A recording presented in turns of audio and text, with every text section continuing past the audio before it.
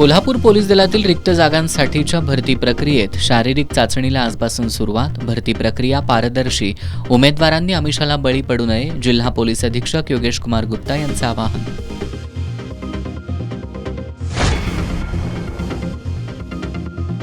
Football वेड्या कोल्हापुरात मे महिन्यात IPLच्या धर्तीवर रंगणार महाराष्ट्र फुटबॉल लीग. 10 संघांचा सहभाग. प्रत्येक संघात 3 स्थानिक खेळाडूंना मिळणार संधी. वेस्टर्न इंडिया फुटबॉल असोसिएशनचे उपाध्यक्ष मालोजीराजे छत्रपतींची माहिती. बाप लेकात पैशावरून वाद. लेक वृद्ध बापाच्या जीवावर उठला. शाहूवाडी तालुक्यातील उचतमधील संतापजनक घटना.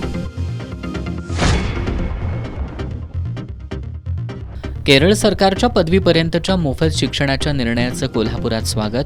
महाराष्ट्रानं सुद्धा असा निर्णय घेण्याची शिक्षण क्षेत्राशी संबंधित संघटनांची मागणी.